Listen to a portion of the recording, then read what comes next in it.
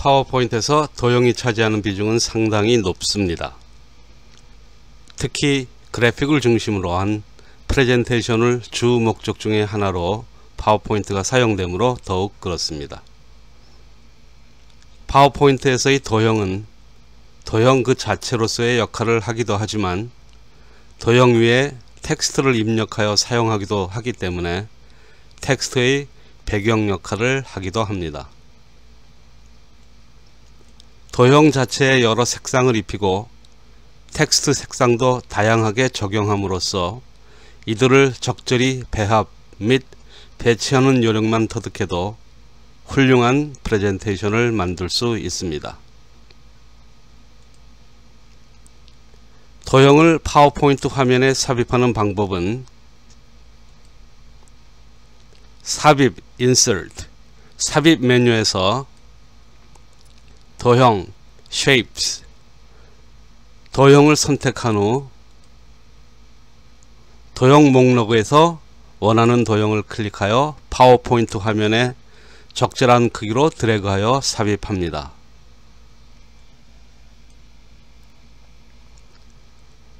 도형의 종류는 크게 4가지로 선, 기본 도형, 특수 도형 및 액션 버튼 등이 있습니다. 선 그리기에는 직선, 화살표, 화살표도 양방 화살표도 있습니다. 꺾은 선, 곡선이나 자유형 등이 있으며 특히 자유형으로는 글씨를 쓸 수도 있고 자주 사용하는 사인 같은 것도 만들어 놓을 수 있습니다.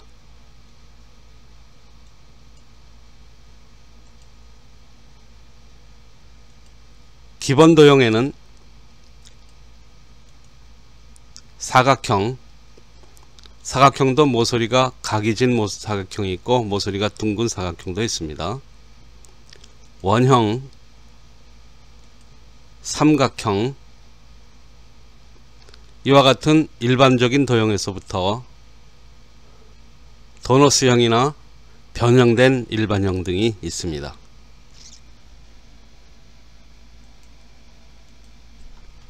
그리고 특수도형은 주로 아이콘이나 특정한 의미를 나타내는 도형들이 있으며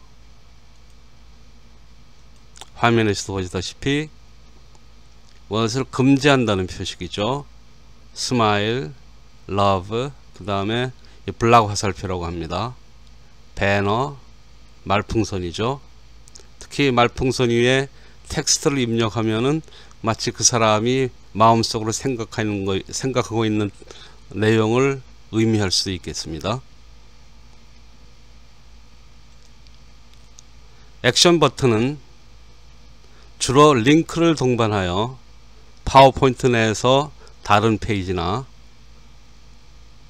앞으로 전 페이지, 다음 페이지 뒤로 이렇게 다른 페이지나 파일 또는 인터넷 사이트 등으로의 연결이 되도록 하는데 사용됩니다. 홈페이지로 간다든지 그 해당 개체의 정보를 입력한다든지 그 밖에 동영상이나 문서로 연결되도록 하는 링크를 동반한 도형이 되겠습니다.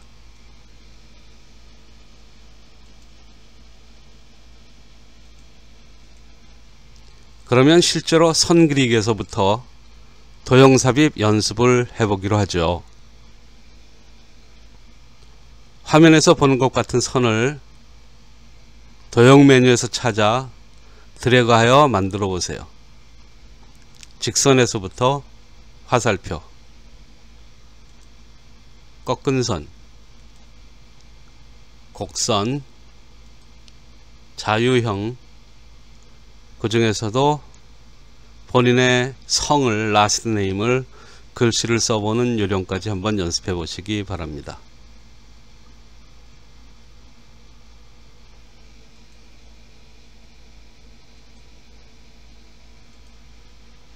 이어서 기본 도형을 같은 방법으로 만들어 보시기 바랍니다. 사각형, 모서리가 둥근 사각형, 타원형, 정원형, 정삼각형과 같이 가로와 세로를 같은 길이로 만들고자 할 때에는 도형을 선택하여 드래그할 때 키보드에 있는 Shift 키를 같이 누른 채로 드래그를 하면 가로 세로가 같은 길이로 정원형이나 정삼각형 같은 형태를 만들 수 있습니다.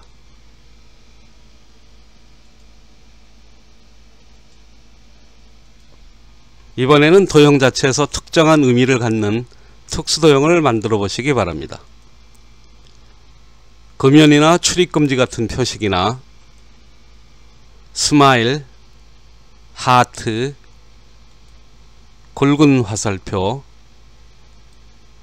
배너, 말풍선, 괄호 같은 도형들은 그 자체에 일정한 의미가 담겨 있어서 도형만으로도 의미가 전달될 수 있습니다. 특히 배너나 말풍선 또는 괄호 같은 그런 표식들은 그 도형 위에 또는 도형 안에 텍스트를 입력을 해서 이 의미 전달이 좀 더 확실하거나 강조될 수 있습니다.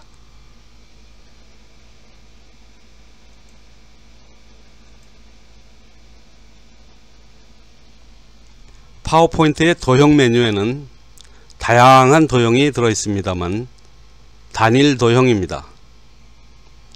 특별히 여러 개의 도형이 합쳐져서 하나의 다이어그램, 즉 복합 도형을 만들고자 할 때에는 단일 도형을 여러 개 붙여서 만들 수도 있지만 스마트 아트에 들어있는 도형을 선택하면 편리할 때가 많습니다. 삽입 메뉴에서 도형 옆에 스마트 아트라고 있습니다. 스마트 아트를 선택을 하면은 이 스마트 아트의 목록들이 나오는데요. 여기서 리스트, 목록이나 진행도, 분포도나 조직도 등 스마트 아트에 들어있는 다이어그램을 삽입하면 손쉽게 짜임새 있는 복합 도형을 만들 수 있습니다.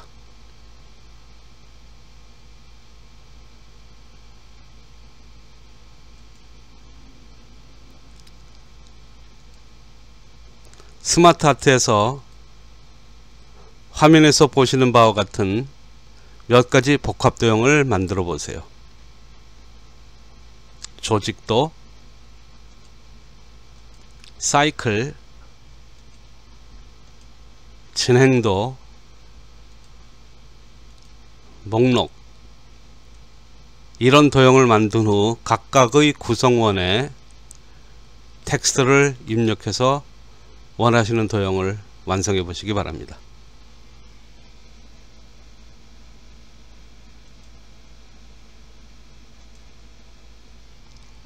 스마트 아트에 있는 복합 도형을 만들었을 때 구성원의 숫자를 늘리거나 줄일 수도 있습니다.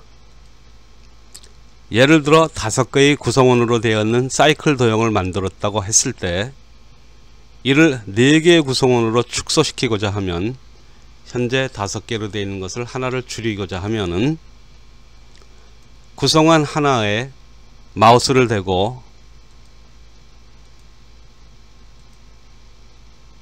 우측 메뉴에서 마우스 우측 메뉴에서 자르기나 또는 키보드에서 삭제, 딜리트라고 써 있을 것입니다. 삭제 키로 줄일 수 있습니다. 그리하여 이렇게 원하시는 바와 같이 4개의 도형 구성원으로 축소시킬 수가 있습니다. 반대로 이를 6개의 구성원으로 늘리고자 할 때에도 구성원 하나에 마우스를 대고 우측 메뉴에서 이번에는 도형 추가를 클릭하면 도형 추가입니다. 그러면 구성원의 숫자가 늘어납니다. 이렇게 6개의 구성원을 가지고 있는 사이클 도형이 완성이 됐습니다. 또 다른 방법으로는 해당 도형을 클릭하고 디자인 메뉴를 클릭하여 나타나는 메뉴에서 도형 추가를 선택할 수도 있습니다. 바로 뒤에서 이제 설명을 드리겠습니다만, 도형이 완성되었으면 각 구성원에 텍스트를 입력해 보시기 바랍니다.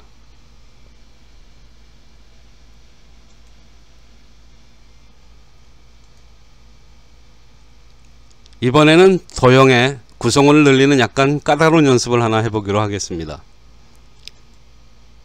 먼저 스마트 아트에서 화면의 좌측과 같은 조직도를 삽입해 보세요. 그리고 이를 우측과 같은 조직도가 되도록 완성시켜 보는 연습입니다. 요 윗부분은 같습니다. 지금 이 도형과 이 우측 도형의 좌측 도형과 우측 도형의 윗부분과는 같습니다. 다만 우측 도형에는 밑으로 여러 개의 부서가 더 추가가 되어 있죠.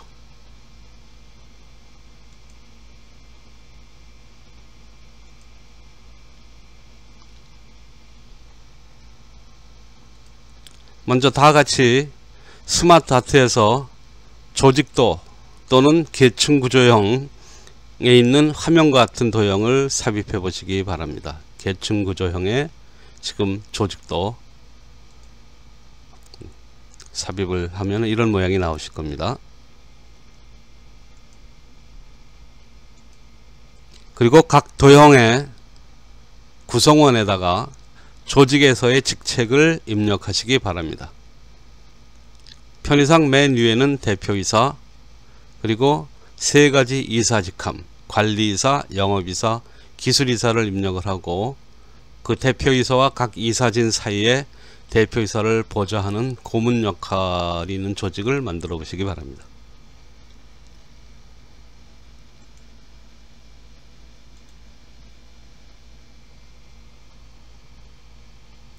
지금까지는 큰 어려움이 없이 따라 하실 수 있으리라 여깁니다. 문제는 관리이사 밑으로 총무부와 격리부의 두 가지 조직을 만들어 넣는 것입니다. 앞에서 잠시 언급한 디자인 메뉴를 활용하는 방법인데요. 디자인 메뉴 또는 탭을 이용을 했을 때 이와 같은 작업을 손쉽게 할 수 있습니다. 관리이사 도형을 지정하고 스마트 도구의 디자인 탭에서 스마트 도구의 디자인 탭입니다.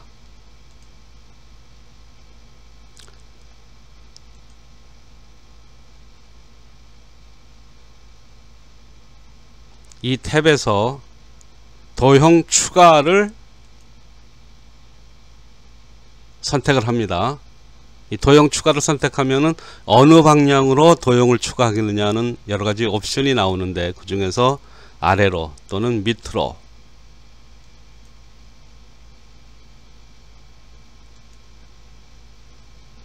이렇게 스마트 도구의 디자인 탭에서 도형 추가를 아래로 선택하면 관리이사 밑으로 빈 박스가 하나 형성되게 됩니다. 그리고 이 박스 안에 총무부라고 입력하시면 되겠죠. 그리고 격리부를 하나를 더 추가할 때도 마찬가지입니다. 똑같은 방식으로 관리이사 도형을 지정하고 스마트 도구의 디자인 탭에서 도형 추가를 아래로 선택하면은 그 밑에 또 하나의 빈 박스가 나오게 됩니다. 여기에 격리부라고 입력하시면 되겠습니다.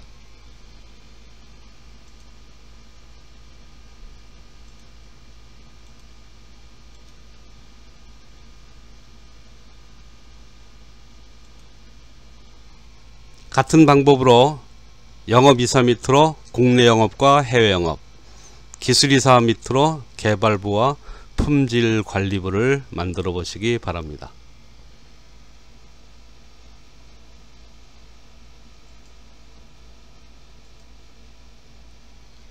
앞에서 만든 조직도는 격리부가 총무부 밑으로 들어가 있었어요. 그래서 마치 격리부가 총무부 밑에 소속된 부서가 같은 그런 형태가 되기 십상이므로 이 두 개의 부서를 종적 상하관계가 아닌 횡적 그런 횡적 조직으로 위치 변경을 해 보겠습니다.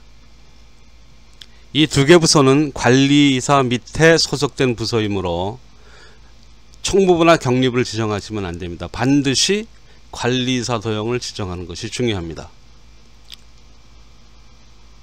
즉 하부 조직의 배열을 조정할 때에는 그 상위 조직을 지정해서 조정해야 합니다.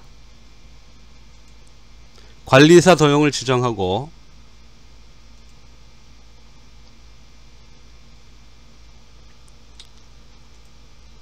디자인 탭을 다시 선택한 후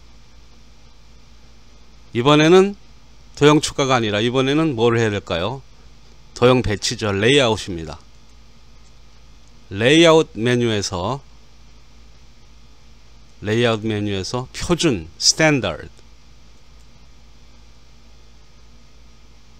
표준 또는 스탠다드를 클릭하면 총무부와 경리부가 종적으로 연결됐던 것이 마치 마법처럼 횡적으로 대등한 레벨의 조직 형태로 바뀌게 됩니다.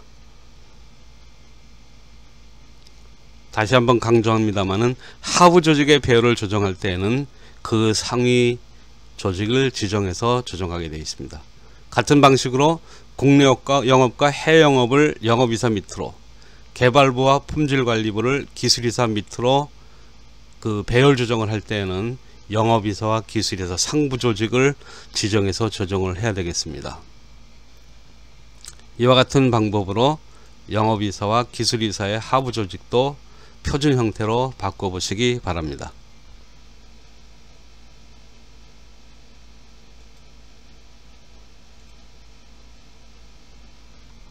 이상과 같이 레이아웃을 마친 조직도가 보시는 화면처럼 되었는지 확인해 보시기 바랍니다.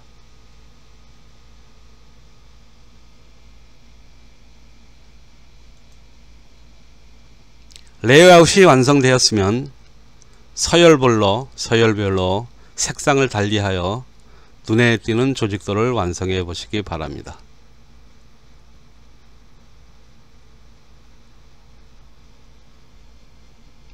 지금까지 설명드린 내용은 다시 한번 각자 복습을 해보면서 충분히 숙지하도록 하시기 바랍니다.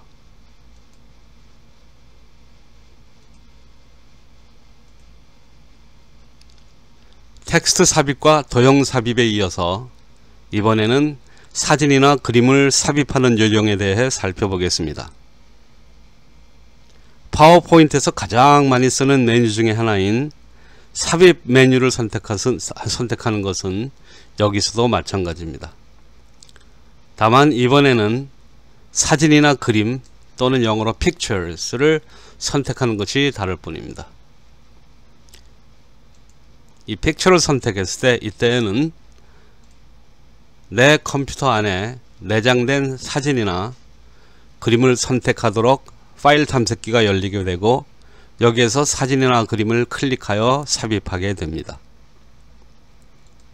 또는 온라인 픽처스, 온라인에서 인터넷에서 사진이나 그림을 불러오고자 하면 온라인 사진을 선택한 후 인터넷으로 연결하여 해당 그림을 불러올 수도 있습니다. 그 밖에 스크린샷, 이 스크린샷 기능을 선택할 수도 있는데 이때에는 열어놓은 컴퓨터 화면을 통째로 복사할 수 있게 됩니다. 이 옵션을 실행하려면 사전에 복사할 화면을 열어놓고 파워포인트에서 스크린샷을 클릭하면 됩니다.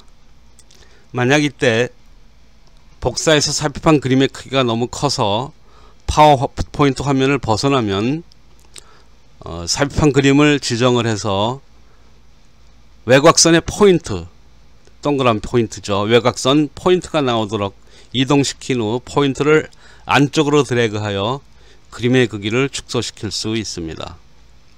이 방법은 뒤에 다시 한번 말씀드릴 기회가 있을 것 같습니다.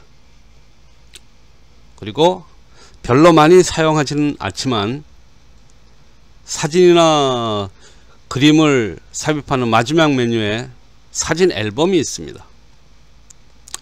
이 옵션은 사실상 사진이나 앨범을 삽입하는 게 아니고, 이 파워포인트 화면에 삽입시키는 옵션이 아니고 새로운 파워포인트 화면이 생성이 됩니다.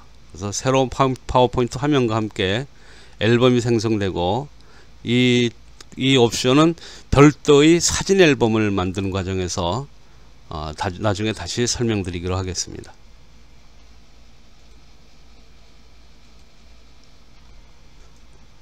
사진이나 그림을 삽입하는 방법은 앞의 방법 이외에도 여러분이 아마 다 알고 계실 겁니다. 해당 사진이나 그림을 직접 찾아 우측 마우스로 복사해서 파워포인트 화면 위에 붙여넣기를 실행하는 방법. 아마 이 방법이 어쩌면 지금까지 가장 많이 사용했을 그런 방법이기도 합니다. 그런 의미에서 사진이나 그림을 삽입하는 방법 중에서 아주 중요한 개념 한 가지를 말씀드리고 넘어가고자 합니다. 복사의 개념은 특정 오브젝트를 말 그대로 복사하는 것이죠.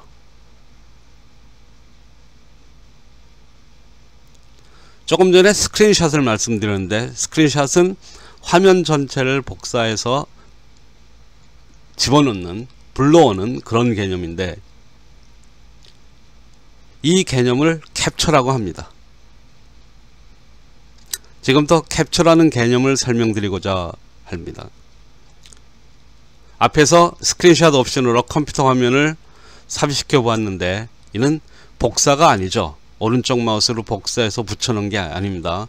복사는 복사를 했으면 반드시 붙여놓아야 할 그런 기능까지 연결시켜야 됩니다. 근데 캡처는 특정 개체뿐만 아니라 특정 영역이나 조금 전처럼 화면 전체를 복사해 올 수도 있습니다. 엄밀한 의미로 말하자면 복사라기보다는 자르기라고 하는 표현이 더 맞을런지도 모르겠습니다. 캡처라고 하는 게 CAPTURE, 영어에서 캡처라고 하는 게 원래 잡는다, 손에 쥔다, 뭐 이런 뜻도 있는데요. 이렇게 장악을 한다, 뭐 여러 가지 뜻이 있습니다만은 캡처라고 하는 것은 자르기, 잡아오기, 불러오기 뭐 이런 뜻의 의미를 가지는데, 그냥 캡처라는 용어로도 많이 사용하기 때문에 굳이 우리말로 다른 말로 번역은 안 하겠습니다. 그냥 캡처라고 이해하시기 바랍니다. 파워포인트 내 스크린샷 기능이나 키보드의 프린트 스크린 기능이 대표적입니다. 키보드의 스크린 기능을 여기서 잠시 설명을 드리고 넘어가겠습니다.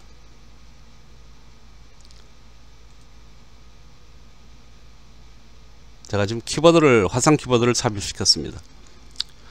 여러분들 대부분의 키보드에는 아마 이 위에 상단에 있을 겁니다만은, 지금 화상 키보드는 PRT-SCN이라는 게 밑부분에 있습니다. 이 PRT-SCN이 프린트 스크린의 약자입니다. 말 그대로 스크린, 화면을 프린트하는 것입니다. 여기서 화면은 전체 화면을 뜻합니다.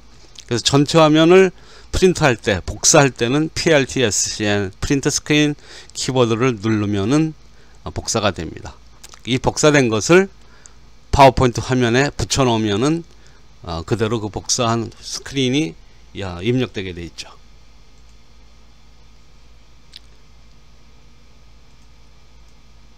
이와 같이 파워포인트 내에서 스크린샷 기능을 이용하든지, 또는 키보드의 PRT-SC, 프린트 스크린 기능을 이용을 하든지, 이 두 가지 방법은 화면 전체를 불러온다, 가져온다는 의미에서 약간의 제한이 따릅니다. 그래서 윈도우 보조 프로그램 중에 스니핑 기능에 대해 설명을 빼놓을 수가 없습니다.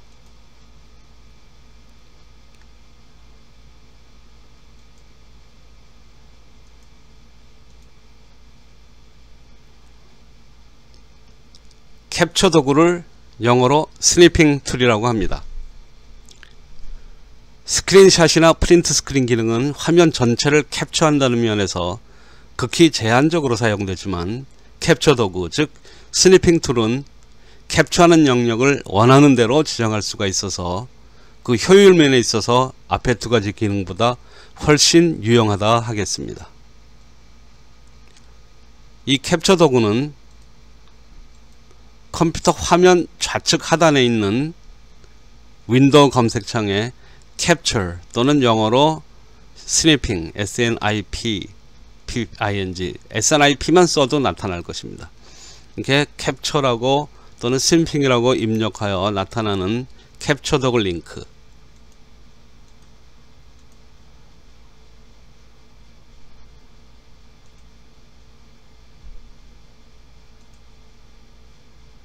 이 캡처 도구 링크를 클릭하여 해당 앱 또는 프로그램을 열 수 있습니다. 이 강의를 들으시는 분들 중에는 혹시 특정 사이트에서 복사를 하려 할 때 우측 마우스를 사용할 수 없는 상황을 아마 경험해 보신 분들이 계실 수도 있겠습니다. 임의로 복사를 할 수 없도록 보안 조치를 한 경우인데, 이럴 때 캡처 도구로 복사할 개체를 지정하여 복사가 가능합니다. 그 크기도 화면 전체에서부터 원하는 영역을 지정하여 다양한 크기로 복사가 가능합니다. 그리고 또 다른 장점으로는 이 캡처 도구로 복사한 내용은 굳이 다른 곳에 붙여넣기를 하지 않고도 내 컴퓨터에 곧바로 저장도 가능하다는 것입니다.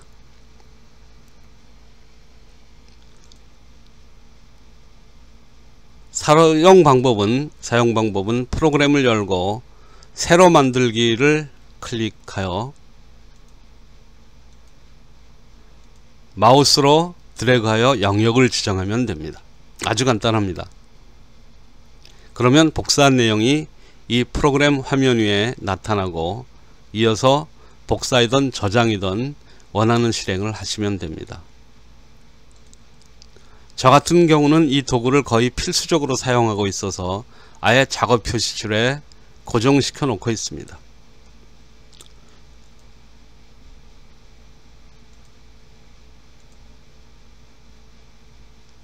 오늘 이 강의를 들으면서 이 캡처 도구가 있다는 이 존재, 또 그 사용 방법을 배우신 것만으로도 큰 의미가 있으리라 여깁니다.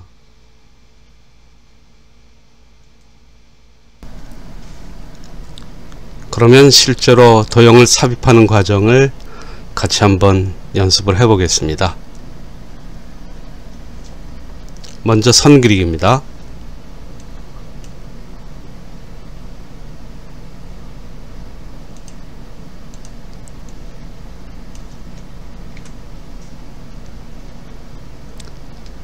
삽입 메뉴에서 도형을 선택해서 직선을 먼저 선택을 해 보겠습니다.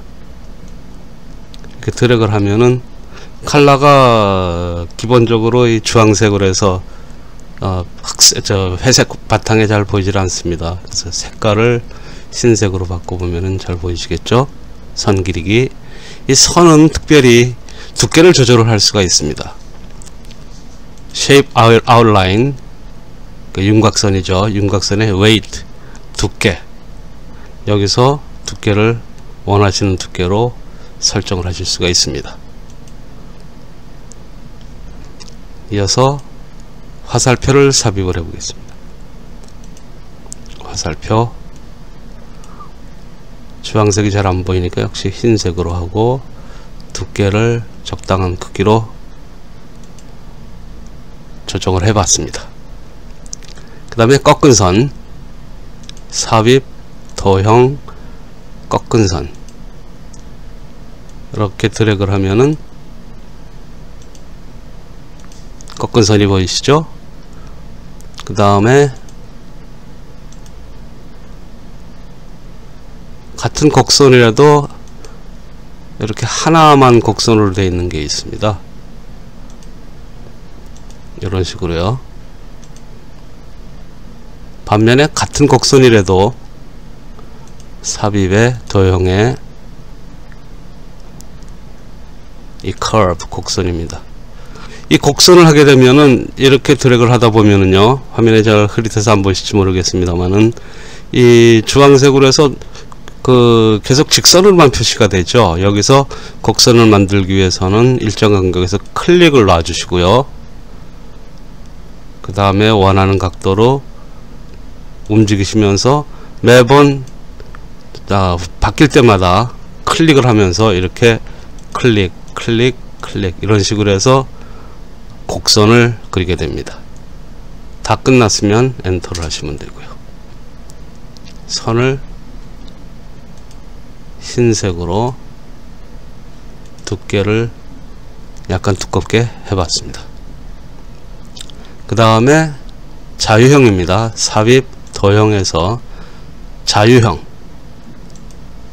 이 자유형은 이렇게 선택을 하면은 아까처럼 클릭을 하실 필요가 없이 원하는 모양대로 이렇게 그려나가시고 다 끝났으면은 엔터를 하시면 됩니다. 그래서 자유형이 형성이 됐습니다.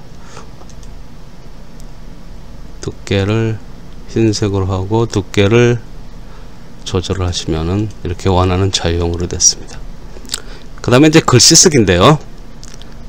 삽입의 도형에서 스크리블 글씨 쓰기입니다. 그러면은 C H O 이렇게 라스트 네임이 초일 경우 이렇게 초 이렇게 이름을 선택할 수가 있죠. 사인을 만들 수도 있습니다. 자, 이렇게 해서 선 그리기 연습을 해 보았습니다.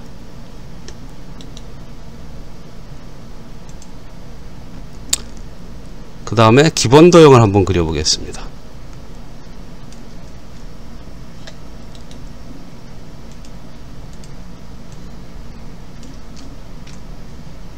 삽입의 도형 사각형 드래그를 하면 사각형이 되죠. 삽입의 도형에서 이번에는 모서리가 둥근 사각형을 드래그를 해서 이렇게 나타냅니다. 삽입의 도형에서 원형을 선택을 하면은 이렇게 타원형 모양이 나오죠. 만약에 정원을 만들고 싶다 할 경우에는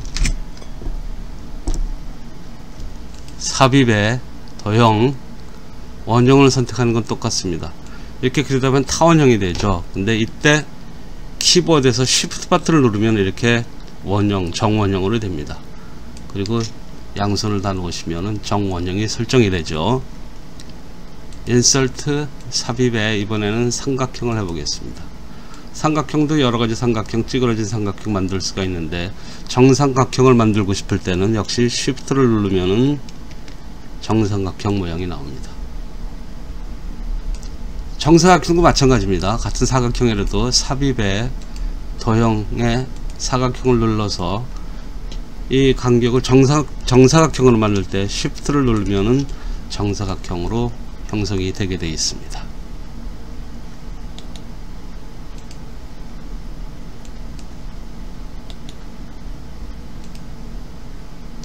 이번에는 특수도형을 한번 그려보겠습니다. 방법은 같습니다. 삽입의 도형에서 특수도형 이 금지하는 표식이 있죠. 여기에 드래그를 하면은 금지 표식이 나옵니다. 삽입의 도형에서 이번에는 스마일을 찾아보겠습니다. 스마일. 마찬가지입니다. 원형 같은 경우를 동그랗게 정원형으로 만들고 싶다 그러면은 Shift를 누르시면은 정원형으로 되죠. 스마일. 삽입의 도형에서 하트 모양을 이렇게 그려 놓을 수도 있고요. 그 다음에 삽입의 도형에서 블락 에로입니다.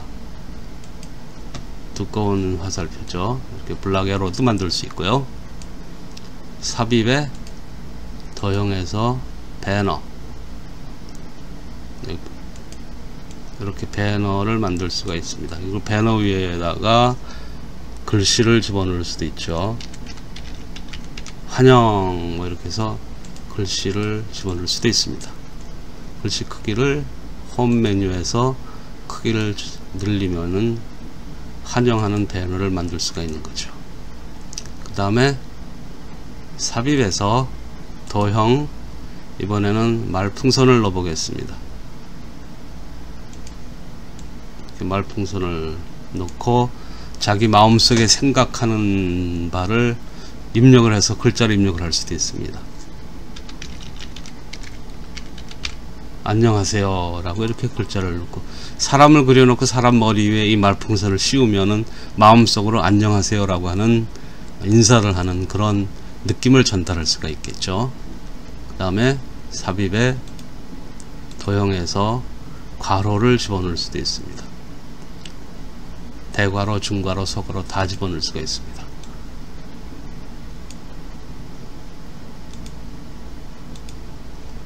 이렇게 뭐 전개하는 듯한 모양을 걸 수도 있고요.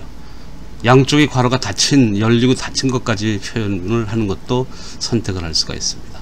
이렇게 특수도형을 삽입하는 거고요.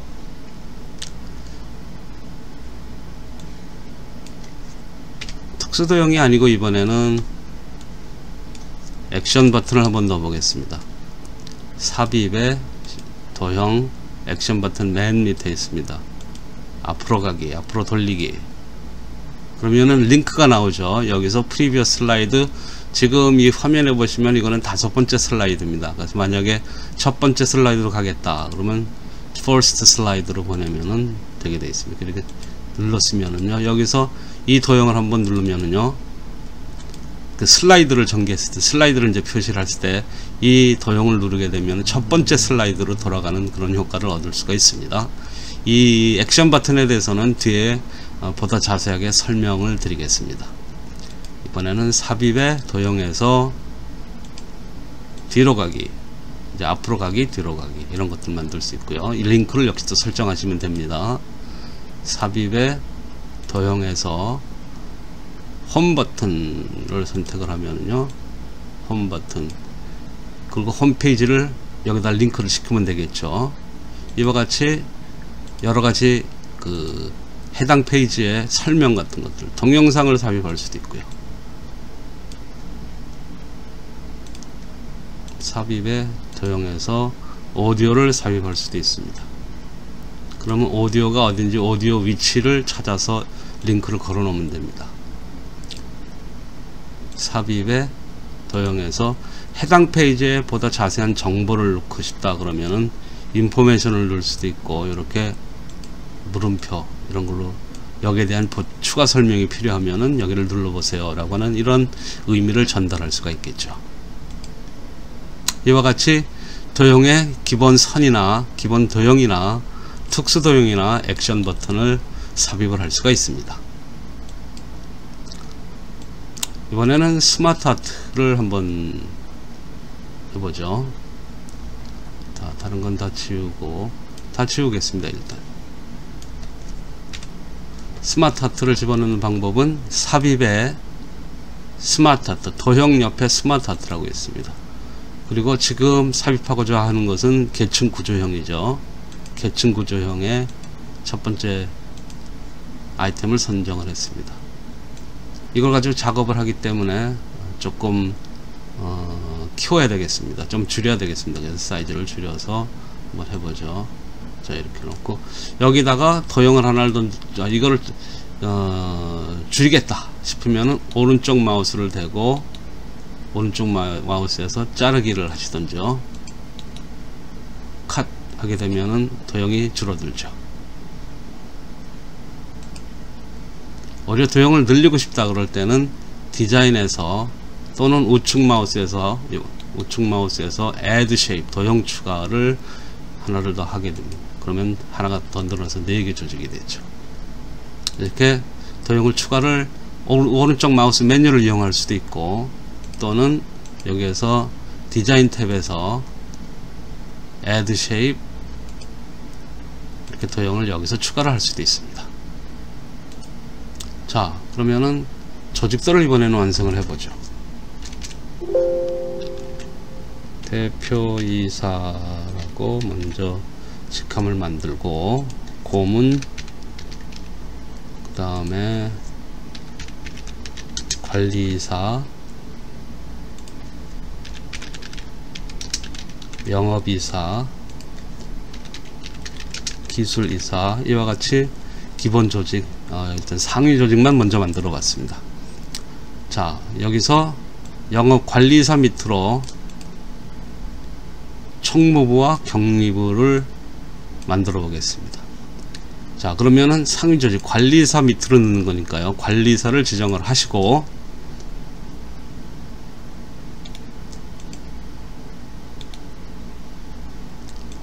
디자인 탭에서 Add Shape 도형을 추가합니다. 어디로 추가합니까? 옆으로 하면은 좌우 조직이 늘어나는 거니까 밑으로 추가를 해야 되겠죠. Add Shape Below 밑으로 추가를 했습니다. 그럼 여기에 총무부라고 입력을 하시면은 총무부가 관리사 밑으로 나왔죠. 자, 그러면 관리사 밑에 경리부를 하나 더 추가할 텐데, 이때 총무부 밑으로 해서 디자인에 Add Shape를 하게 되면은 총무부 밑에 계장목급이나 뭐 총무계라든지 이런 더 하부 조직이 형성되죠. 관리사 밑으로 들어가는 게 아니라 총무부 밑으로 들어가야 됩니다. 그래서 앞에 말씀드렸듯이 해당 조직의 하부 조직을 추가할 때는 그 상위 조직을 지정을 하라고 그랬습니다. 그러니까 관리사 밑으로 들어가는 거니까 관리사를 지정을 하시고, 디자인에 Add Shape 밑으로, 그러면은 경리부, 이렇게 관리사 밑으로 총무부와 경리부가 나타나게 되어 있습니다. 이 그림 또한 역시 경리부가 자칫 한번 총무부 밑에 있는 것처럼 보일 수가 있기 때문에, 이런 종적인 조직보다 횡적인 도표, 조직표를 만드는 방법을 연구를 해볼 텐데요. 이때는 이 총무부와 경리부가 나란히 좌우로 배열이 되게, 배치가 되게 해야 됩니다. 이때도 마찬가지 상위 조직을 지정을 하시고, 디자인 탭에 이번에는 레이아웃, 배치도를 표준으로 하시면은 관리사 밑에 총무부, 경리부가 좌우로 나란히 자리를 하게 됩니다. 영업이사 밑으로 마찬가지 국내 영업, 해외 영업 두 개를 만들 경우에는 영업이사를 지정하고, Add Shape 밑으로, 영업이사 밑으로 다시 추가를 해서 이 두 개 조직을, 영업이사를 레이아웃에서 스탠다드로 하시면은 국내 영업, 해외 영업 이런 식으로 입력하시면 되겠죠. 마찬가지 방법으로 기술이사 밑으로 품질 관리라든지 원하는 다른 부서들을 입력을 하시면 되겠습니다.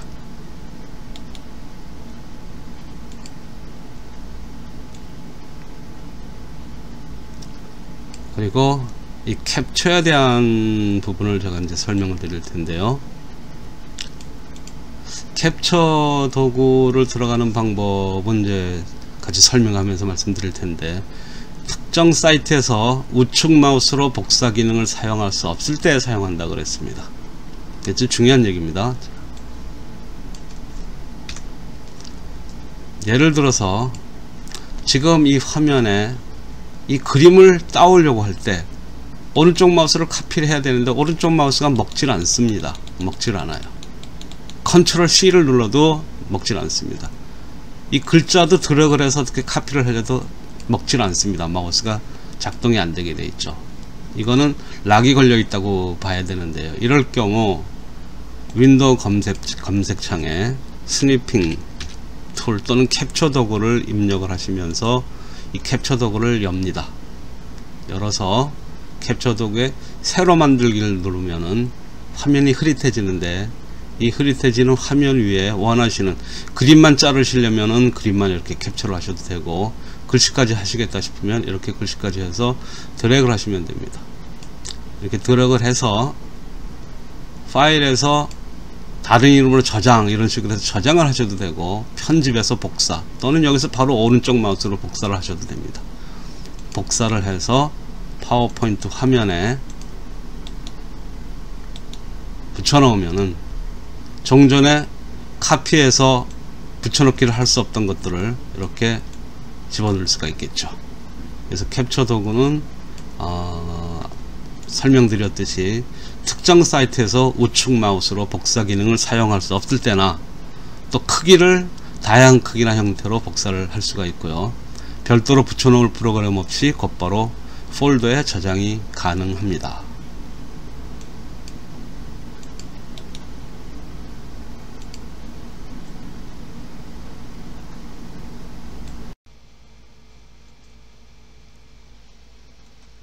시니어분들이 사용할 빈도는 그리 많지 않겠지만 삽입의 또 다른 경우로 차트 또는 도표나 그래프도 있습니다. 삽입 메뉴를 선택하는 것은 마찬가지고요. 그 중에서 차트를 선택을 하면, 그리고 그래프형을 선택을 하면 엑셀 양식이 병행되는데, 이때 엑셀 양식에 이 값을 입력을 하면 자동으로 도표가 생성됩니다. 아마 시니어분들이 어떤 보고서를 만들거나 어떤 데이터를 만들 때는 유용하게 쓸 수 있는데, 그럴 기회가 이렇게 흔치는 않을 것 같아서 여기에 대한 자세한 설명은 생략하겠습니다. 앞에서는 막대 그래프를 보셨으며, 그 밖에도 다양한 형태의 도표를 손쉽게 만들 수 있습니다. 지금 보시는 도표도 그 중에 하나로 많이 사용되는 파이 형태 또는 분포도로 불리우고 있습니다.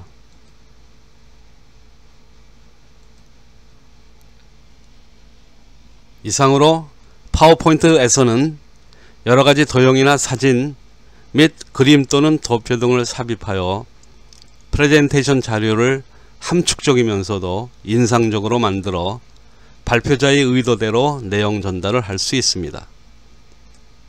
지금까지의 삽입 요령을 잘 연습하고 숙지하셔서 파워포인트 기초 다지기에 충실하면 앞으로 진행할 여러가지 내용들이 더욱더 흥미롭게 될 것입니다.